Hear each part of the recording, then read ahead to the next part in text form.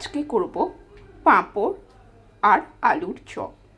তো তার জন্য দেখো একটা আলু সিদ্ধ করে নিয়েছি, নিয়ে বেশ ভালো করে পেঁয়াজ কুচি, লঙ্কা কুচি, ধনেপাতা কুচি, রসুন কুচি, নুন, চাট মশলা দিয়ে বেশ ভালো করে মেখে নিয়েছি।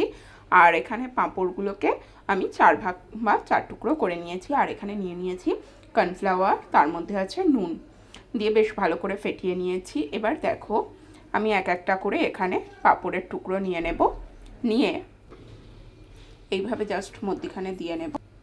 নিয়ে এই কর্নফ্লাওয়ারের গোলাটা নিয়েই একটু মানে জলটা একটুখানি নিয়ে আমি দুদিকটা একটু দিয়ে দেব, যাতে এটা বেন্ড হয়ে যায় বা মুড়তে সুবিধা হয়। ঠিক এইভাবে দেখো, এই যে এবার তৈরি করে নিয়ে কর্নফ্লাওয়ারের ওই গোলাটার মধ্যে বেশ ভালো করে মাখিয়ে নেব এইভাবে।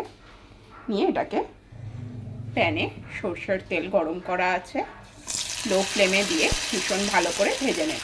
দেখতেই পেয়েছিল খুলে গেছিলো, যার জন্য আমি উল্টে দিয়েছি, মানে প্রথমটাই আমার দেওয়াটা ভুল হয়েছে, উল্টে দিলে এটা আর ভাঙতো না। দেখো এইভাবে আর একটা দিলাম, আর এটা কিন্তু একদমই খুলে যায়নি। তো এই নতুন ধরনের এইরকম ইউনিক রেসিপি পেতে চাইলে চ্যানেলটাকে সাবস্ক্রাইব করতে হবে, পাশে থাকতে হবে, ভালোবাসতে হবে। আর হ্যাঁ, রেসিপিটা কেমন লাগলো, এই রেসিপিটা ভালো লাগলে তোমরা অবশ্যই বাড়িতে ট্রাই করবে।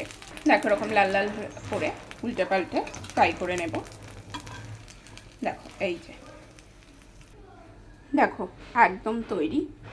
তো দেখো বুঝতেই পারছো কতটা ক্রিস্পি হয়েছে। রেসিপিটা কেমন লাগলো জানাতে কিন্তু একদমই ভুলো না। টাটা।